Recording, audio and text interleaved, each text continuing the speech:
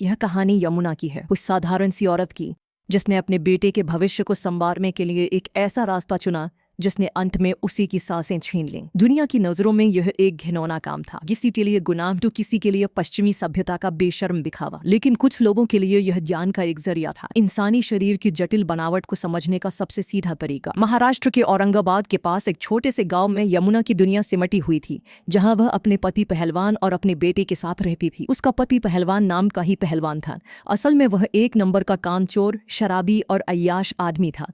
दिन भर आवारागर्दी करना और अपनी पत्नी की खून पसीने की कमाई गांव की एक तवाइफ पर लुटा देना उसकी आदत थी। इतना ही नहीं, घर पर उसका जुल्म भी कम न था। यमुना के लिए मार खाना जैसे रोज की बात हो गई थी। हिंसा और अपमान यमुना की जिंदगी का हिस्सा बन चुके थे। लेकिन उस दिन हद हो गई जब पहलवान ने उसके आखिरी गहने भी बेच दिए और बीड़ी फैक्ट्री के मालिक से यमुना के हिस्से की पगार भी एडवांस में ले उड़ा। उस पल यमुना का सब्र टूट गया। पति की बेवफाई में उसका दिल छलनी कर दिया था। टूटकर बिखर कर उसने अपनी जिंदगी खत्म करने का फैसला किया और गांव के गहरे तालाब में छलांग लगा दी।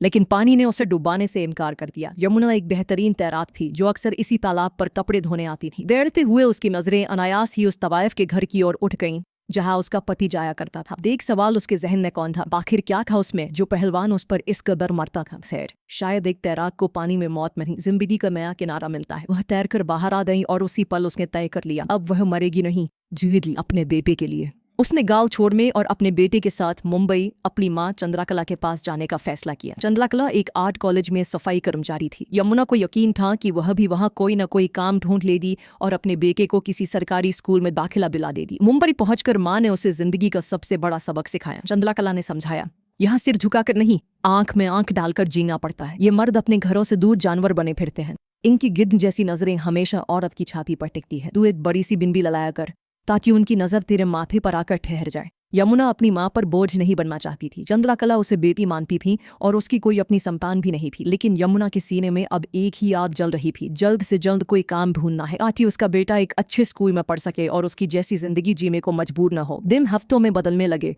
लेकिन मुंबई ने यमुना को कोई काम नहीं दिया। काम की तलाश में शहर की सड़कें नापते नापते उसकी चप्पलें घिसकर टूट गईं, पर उम्मीद की कोई किरण नजर न आई। उधर उसका बेटा लाल्या भी खाली बैठकर बिगड़ रहा था। स्कूल तो था नहीं, सो उसने बस्ती के आवारा लड़कों के साथ मिलकर गलियों की धूल फाँकना शुरू कर दिया था। इस सब के बीच यमुना को अपनी मां चंद्रकला का व्यवहार थोड़ा अजीब लगने लगा। उसके हाव भाव में एक अजीब सा आत्मविश्वास था जो एक मामूली सफाई कर्मचारी में कम ही देखने को मिलता था। यमुना के मन में शक गहराने लगा। एक दिन उसने अपनी मां का पीछा करने का फैसला किया। वह छिपते छिपाते चंद्रकला के पीछे चलती रही जब तक कि वह एक बड़े से आर्ट कॉलेज के अंदर में ही चली गई। यहाँ का माहौल और भी अजीब था। कई छात्र छात्राएं चंद्रकला को देखकर गुड मॉर्निंग या नमस्ते कह रहे थे। कोई उसका हाल चाल पूछ रहा था जैसे वह कोई प्रोफेसर हो। पर यमुना ने अपनी आंखों से उसे झाड़ू उठाते देखा ना। कुछ देर बाद जब चंद्रकला एक कमरे में चली गई, यमुना भी दबे पांव अंदर घुस गई। उसने एक क्लासरूम के दरवाजे की झिरी से अंदर झांका। जो नजारा उसकी आंखों के सामने था, उसने यमुना के पैरों तले से जमीन खींची। कमरे के बीचों बीच एक ऊंचे स्टूल पर चंद्रकला निर्वस्त्र बैठी थी और सामने बैठे कई छात्र पूरी एकाग्रता से अपने कैनवस पर उसकी देह को उतार रहे थे। यमुना का सिर चकरा गया। उसे समझ नहीं आया कि यह क्या हो रहा है। तभी चंद्रकला को दरवाजे पर किसी की मौजूदगी का एहसास हुआ। कौन है बाहर? उसकी आवाज कमरे में गूंजी। घबराई हुई यमुना बिना एक पल घमाए वहां से भाग खड़ी हुई।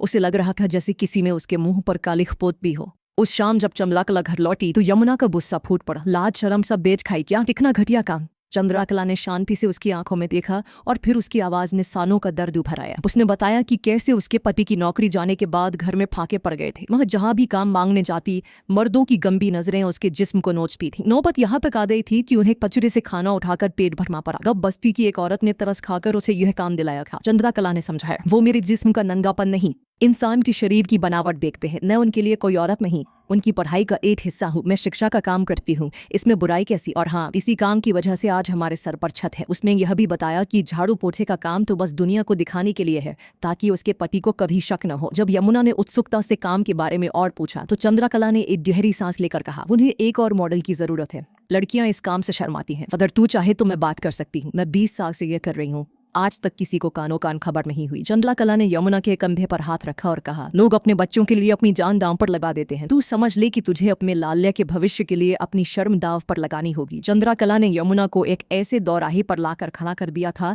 जहां एक तरफ कुआं था और दूसरी तरफ खाई। कई दिनों तक उसके मन में दुविधा का बवंडर चलता रहा। अंत में डरते डरते और झिझकते हुए उसने अपने बेटे के लिए इस आग के दरिया में उतरने का फैसला कर ही लिया। पहला दिन किसी इम्तिहान से कम नहीं था। दर्जनों चुभती हुई निगाहों के सामने अपने तन से कपड़े उतारना। यमुना को लगा जैसे उसकी आत्मा भी नंगी हो गई हो। शर्म से उसकी हालत खराब थी, लेकिन जब उसने देखा कि वहां और भी औरतें हैं तो उसे थोड़ी हिम्मत मिली। चंद्रकला ने भी उसे हौसला दिया था और नजर में लगे ये सोचकर माथे के पास एक काला टीका भी लगा दिया था। जैसे तैसे पहला दिन बीत गया। धीरे धीरे यमुना को एहसास हुआ कि इस काम में कोई मेहनत नहीं है। उसे बस घंटों तक एक ही मुद्रा में स्थिर रहना पड़ता था। बिना कोई काम किए उसे इतने पैसे मिल रहे थे जितने उसने बीड़ी बनाकर कभी नहीं कमाए थे। जल्द ही शर्म की पहली परत उतर चुकी थी और उसका मन इस काम में लगने लगा। अब वह पहले से ज्यादा आत्मविश्वासी हो गई थी। अब यमुना के पास पैसों की कमी नहीं थी। उसने अपने बेटे लाल्या का दाखिला एक अच्छे स्कूल में करा दिया। एक शाम दोनों ने लाल्या को चुपचाप बैठकर चित्रकारी करते देखा। यह देखते ही उनके चेहरों का रंग उड़ गया। एक अनजाना डर उनके दिलों में बैठ गया। जिस कला के लिए वे अपने जिस्म की नुमाइश करती थीं, वही कला उनके बेटे के हाथों में पड़ रही थी। उन्हें डर था कि कहीं बड़ा होकर लाल्या उसी आर्ट कॉलेज में पढ़ने की जिद न कर बैठे। अगर ऐसा हुआ तो उनका राज खुई जाएगा। देखते ही देखते 2 साल बीत गए। इन 2 सालों में यमुना की बेह कभी कैनवस पर उतरी तो कभी मिट्टी की मूरत में ढही। वह एक पेशेवर मॉडल बन चुकी थी, लेकिन जब कॉलेज में छुट्टियां होती तो वह फिर से बेरोजगार हो जाती। उन दिनों में वह दूसरों के घरों में झाड़ू पोछा करती, पर उसने कभी वापस गांव लौटने का नहीं सोचा। वहां अब उसका कोई नहीं था। एक दिन यमुना के हाथ लाल्या के स्कूल बैग से कुछ तस्वीरें लगीं। वे तस्वीरें कमाल की थीं। यमुना को लगा कि उसका बेटा एक दिन बहुत बड़ा कलाकार बनेगा। यह ख्याल आते ही उसकी रूह कांप गई। उसे डर था कि अगर लाल्या यहाँ रहा तो वह यकीनन उसी आर्ट कॉलेज में जाएगा। उस दिन यमुना ने अपने बेटे को बहुत मारा। वह चीख रही थी, पर असल में वह अपने डर और अपनी बेबसी पर चीख रही थी। चंद्रकला भी घबरा गई थी। दोनों ने मिलकर एक कठोर फैसला लिया कि लाल्या को वापस औरंगाबाद भेज दिया जाएगा। यह सुनते ही लाल्या भड़क गया। उसने पूरी बस्ती में तमाशा खड़ा कर दिया। वह रोता चिल्लाता रहा, पर उसकी किसी ने नहीं सुनी। आखिरकार उसे मार पीट कर औरंगाबाद की बस में बिठा दिया गया। बेटे को दूर भेजने का जख्म अभी भरा भी नहीं था कि उसकी पढ़ाई के खर्चों ने यमुना की कमर तोड़ दी। अब उसे और ज्यादा पैसों की जरूरत थी। उसने एक और खतरनाक कदम उठाया। वह कॉलेज के छात्रों के लिए कॉलेज के बाहर उनकी निजी जगहों पर भी पोज देने के लिए राजी हो गई। वह जानती थी कि यह कितना खतरनाक हो सकता है, पर बेटी के भविष्य के लिए उसने यह जोखिम भी उठा लिया। वक्त के साथ यमुना के जिस्म से शर्म की आखिरी परत भी उतर चुकी थी। अब यह उसके लिए महज एक काम था, एक पेशा जिससे उसके बेटे का भविष्य जुड़ा था। वह इसमें इतनी सहज हो चुकी थी कि उसकी चाइल्ड हाल में एक अजीब सा आत्मविश्वास आ गया था। इसके बाद यमुना ने कई प्राइवेट असाइनमेंट किए। जैसे जैसे लाल्या की पढ़ाई का खर्च बढ़ता गया, यमुना का काम भी बढ़ता गया। वह अब मुंबई की कई अलग अलग जगहों पर मॉडलिंग करने लगी थी। लेकिन एक दिन कॉलेज पर कयामत टूट पड़ी। संस्कृति के कुछ स्वघोषित ठेकेदारों की एक वहशी भीड़ कॉलेज में घुस आई। उन्होंने बेशकीमती पेंटिंग्स को तोड़ फोड़ दिया। छात्रों और प्रिंसिपल को भी पीटा। हर तरफ दहशत का माहौल था। इस घटना के बाद दूसरी मॉडल्स ने डर के मारे काम पर आने से मना कर दिया। सबको लगा कि अब यह कॉलेज बंद हो जाएगा, और यमुना ने हिम्मत नहीं हारी। अगले ही दिन वह अकेले उस क्लासरूम में आकर बैठ गई। उसकी हिम्मत देखकर बाकी छात्रों और प्रोफेसरों का भी हौसला बढ़ा। यह एक तरह की बगावत थी, कला को बचाने की, अपने काम के सम्मान को बचाने की। पूरे भारत में यह इकलौता कॉलेज था जहां ह्यूमन एनाटॉमी की पढ़ाई के लिए न्यूड मॉडलिंग होती थी। यह उतना ही जरूरी था जितना एक डॉक्टर के लिए शरीर को चीरकर अंदर के अंगों को समझना। अगर एक कलाकार इंसान के शरीर की बनावट को ही नहीं समझेगा तो वह एक महान कलाकार कैसे बनेगा। पर जिस भविष्य को बचाने के लिए यमुना यह सब कर रही थी, उसी भविष्य ने एक दिन उसके दरवाजे पर दस्तक दी और सब कुछ तबाह कर दिया। लाल्या औरंगाबाद से वापस लौट आया। उसकी आंखों में पढ़ाई की चमक नहीं बल्कि एक अजीब सी नफरत थी। उसने गुस्से से कहा, मुझे सब पता है तुम क्या काम करती हो। मेरे दोस्त सलीम ने तुम्हें बड़ी बड़ी गाड़ियों से उतरते देखा है। कौन सी झाड़ू वाली को लेने महंगी गाड़ियां आती हैं माँ। वह अपनी ही माँ को गालियां बकने लगा। उसे जुड़ी हुई औरत एक धंधे वाली समझने लगा।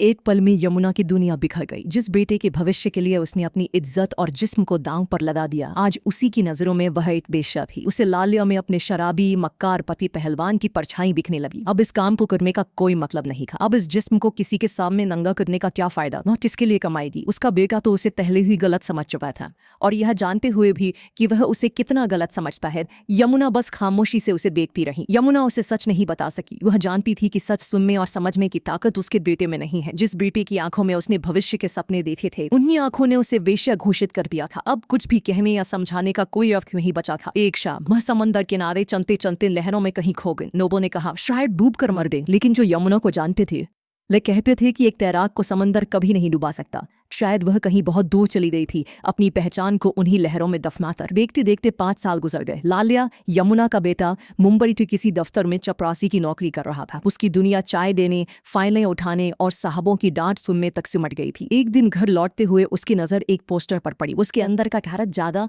और वह सस्ते रोमांच की तलाश में सीधे उस प्रदर्शनी में पहुंच गया। गैलरी के अंदर वह चेहरे पर एक घिनौनी मुस्कान लिए एक एक करके मंगी तस्वीरों को अपनी गंदी नजरों से तौल रहा था। तभी उसकी नजर एक बड़ी सी पेंटिंग पर ठहर गई। उसमें एक औरत लेटी हुई थी। उसकी आंखों में दर्द नहीं, एक अजीब सी शांति थी, जैसे उसने दुनिया के सारे दुखों को अपने अंदर समेट लिया हो। वह उस औरत के जिस्म को घूर ही रहा था कि उसकी नजर चेहरे पर गई। वह चेहरा उसकी माँ का था। एक पल में लाल्या के पैरों तले से जमीन खिसक गई। उसके चेहरे का रंग उड़ गया और वह मुस्कान घिन और गुस्से में बदल गई। वह आग बबूला होकर प्रदर्शनी के इंचार्ज पर चिल्लाने लगा। वह इंचार्ज कोई और नहीं बल्कि वही पुराना छात्र था जो कभी यमुना को प्राइवेट पोजिंग के लिए ले जाया करता था और अब कॉलेज में प्रोफेसर बन चुका था। उसने लाल्या को शांत स्थिर नजरों से देखा, जिसमें गुस्सा नहीं, सिर्फ तरस। लाल्या कभी कलाकार नहीं बन सकता था। उसकी सोच उस कुएं की दीवार की तरह थी जिसने उसे जिंदगी भर के लिए अंदर ही कैद कर रखा था। वह कुएं का वही मेंढक था जो आसमान को बस उतना ही समझता है जितना कुएं के मुंह से दिखता है। खुलापन और समझदारी उसकी छोटी सी दुनिया से बहुत परे की चीजें थीं। और इसी कुएं की गहराई में अपनी नफरत और अज्ञानता के साथ लाल्या हमेशा के लिए फंसा रह गया। दीवार पर टंगी वह तस्वीर आज भी यमुना की कहानी कह रही थी। एक माँ के बलिदान की, एक औरत के संघर्ष की, पर कला की उस गहराई थी जिसे समझने के लिए नजरों से ज्यादा एक साफ दिल की जरूरत होती है। एक ऐसी कहानी जिसे उसका अपना बेटा कभी नहीं समझ सका। यमुना की कहानी हमें समाज के उस कड़वे सच से मिलाती है जहाँ एक माँ को अपने बच्चे के भविष्य के लिए अपनी इज्जत तक दांव पर लगानी पड़ती है। आपकी नज़र में इस कहानी का असली गुनहगार कौन है? यमुना का पति पहलवान, उसका बेटा लाल्या, या वो समाज जिसने यमुना को ऐसा कदम उठाने पर मजबूर किया? यमुना ने जो कुछ भी किया वो अपने बेटे लाल्या के लिए किया, लेकिन अंत में उसी बेटे ने उसे गलत समझा। अगर कहानी के आखिर में आपको लाल्या से कुछ कहने का मौका मिलता तो आप उससे क्या कहते हैं? क्या यमुना का अपने बेटे के भविष्य को संवारने के लिए चुना गया यह रास्ता सही था? अपने जवाब हमें कमेंट करके जरूर बताएं और ऐसी ही और फिल्मों का एक्सप्लेनेशन देखने के लिए चैनल को सब्सक्राइब करना न भूलें। धन्यवाद।